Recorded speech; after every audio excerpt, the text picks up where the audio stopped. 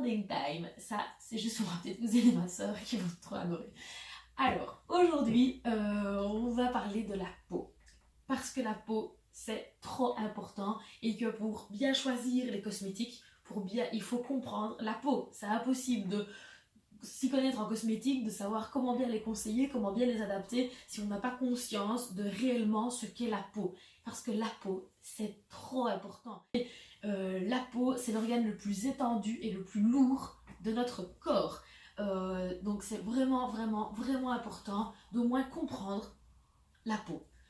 Le but n'est pas de faire un exposé scientifique, loin de là. Je vais vraiment essayer d'expliquer la peau de manière hyper simple. Donc déjà, je viens d'expliquer la chose la plus importante, c'est que la peau était notre barrière protectrice de tout l'organisme. Donc déjà, rien que ça, je pense que ça parle. On se rend compte quand même de l'importance de la peau, rien que par savoir que c'est vraiment une barrière de protection. Elle est composée de 3 couches. Donc on a l'épiderme, qui est vraiment la couche superficielle, le derme et l'hypoderme. L'hypoderme, c'est vraiment la couche profonde où il y a les graisses de la peau. On en parlera, pas aujourd'hui, mais on en parlera parce qu'évidemment, le jour où on va parler cellulite, minceur, c'est important de gérer la couche profonde de la peau, l'hypoderme. Donc à ce moment-là, on rentrera un peu plus dans les détails de l'hypoderme de manière très simplifiée également.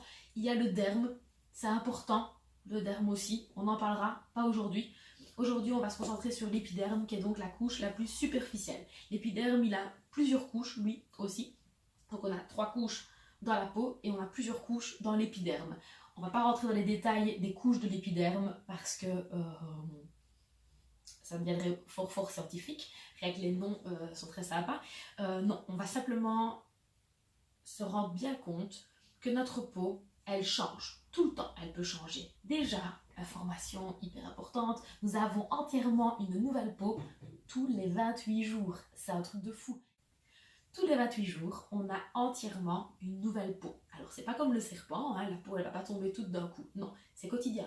Donc, ce qu'on voit, les squames, quand on pèle par exemple, tout ça sont des cellules mortes. De manière quotidienne, on perd de la peau. Et l'autre, elle se reproduit. Et tous les 28 jours, on a entièrement une nouvelle peau. Déjà ça, c'est hyper important. C'est-à-dire que quand vous allez tester un nouveau produit, quand vous allez essayer quelque chose de nouveau au niveau de votre peau, il ne faut pas l'essayer 2 jours. Parce qu'en 2 jours, c'est pas assez. Il y a besoin de faire un test de 28 jours, puisque c'est le renouvellement cellulaire complet de votre peau, 28 jours. Donc c'est vraiment, vraiment, vraiment important de savoir cette notion des 28 jours pour un renouvellement complet de la peau.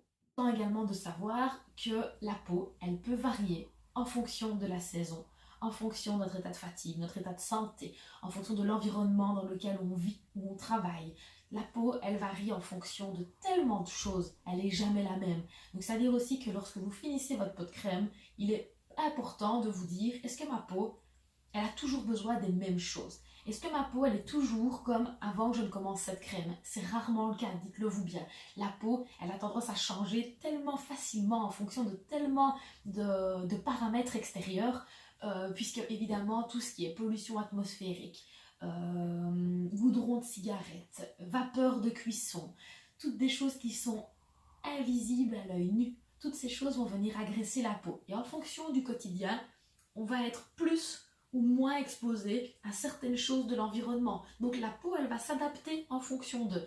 Donc c'est hyper important de la protéger. Ça, c'est quelque chose, mon Dieu. Quand j'entends qu'on ne met pas de crème de jour, pas de crème de nuit, et la peau est belle. Oui, mais j'ai pas besoin, ma peau est belle. Oui, ah oui, oui, oui. Là, pour l'instant, elle est belle. Mais il suffira d'une chose pour que la peau elle soit foutue et on ne saura jamais revenir en arrière. Que si dès le plus jeune âge, on prend l'habitude de mettre une bonne crème sur la peau, donc une super protection de cette protection naturelle de notre organisme tout entier, on évite tout risque que notre peau s'abîme. Parce que souvent, c'est quand une fois que la peau est abîmée, on pleure. Et on dit, il faut absolument, ma peau, oui, mais c'est presque trop tard.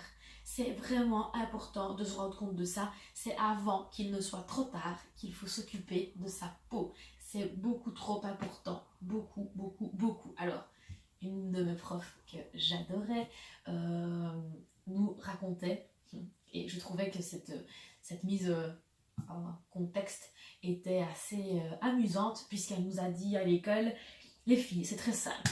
Votre maman, elle a forcément un placard où elle range tous ses produits de nettoyage domestique, où il y a le nettoyant spécifique pour le carrelage, le nettoyant spécifique pour les vitres, le nettoyant spécifique pour le parquet, le nettoyant spécifique pour la plaque en vitraux, le nettoyant spécifique pour et j'en passe. Parce que effectivement, nous avons toutes rigolé et on s'est tous dit effectivement notre mère a un meuble incroyable avec des dizaines de flacons adaptés à chaque surface.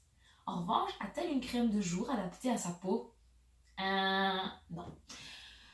Elle rigole, elle dit, il faut pas croire, hein, votre papa, lui aussi, hein, c'est certain qu'il a tous les produits adaptés pour la voiture, évidemment. Celui pour la carrosserie, celui pour les jantes, celui pour les vitres, la peau de chamois, la lavette d'une telle sorte pour l'autre.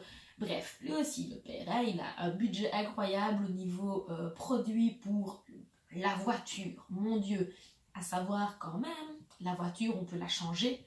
Tout ce qu'il y a dans une maison, meubles et quoi que ce soit, si ça va plus, on peut changer. Notre peau, on n'en a qu'une. Si la peau, elle est foutue, on ne saura pas la changer. C'est mort, d'accord? Donc, à partir du moment où on prend soin de matériaux superflus, mieux que de sa propre peau, il y a un souci quand même. Donc, c'est hyper important de prendre conscience de cette absurdité, où on prend soin de choses qu'on peut remplacer facilement, et que de notre propre peau qui est notre enveloppe corporelle dans laquelle on va devoir vivre tout au long de notre vie, on la néglige au plus haut point. C'est triste quand même, c'est dommage. Donc, peut-être essayer de prendre un moment de réflexion et de se rendre compte que il est peut-être temps, si vous ne le faites pas encore, de prendre soin de votre peau, de l'écouter, de la comprendre et de faire ce qu'il faut pour qu'elle soit bien. Alors en plus de tout, on va aller plus loin. Si votre peau, elle est bien, vous vous sentez bien dans votre peau, forcément, vous allez être beaucoup mieux avec vous-même, d'accord? Donc, rien que le fait de prendre soin de sa peau, qui est donc notre protection naturelle de tout notre organisme, c'est prendre soin de l'enveloppe corporelle, c'est également prendre soin de votre bien-être à vous.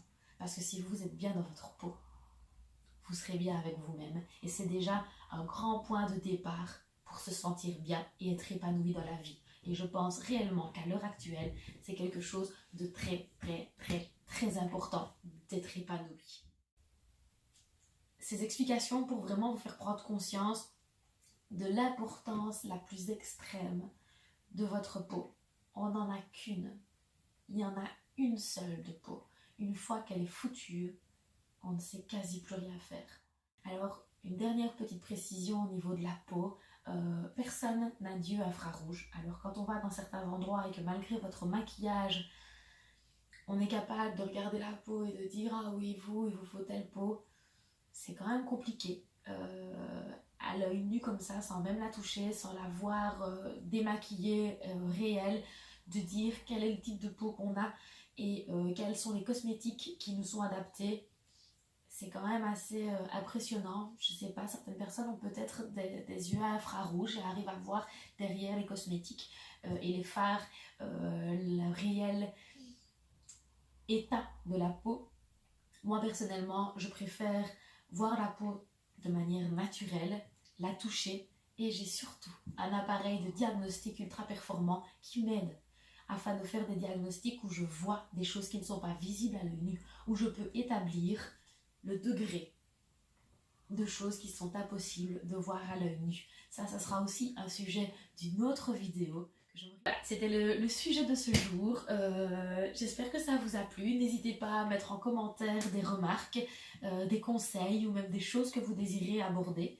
Ça sera avec grand plaisir que je ferai mon possible pour pouvoir en discuter avec vous, vous expliquer et donner vraiment des explications professionnelles à ces sujets. Merci beaucoup!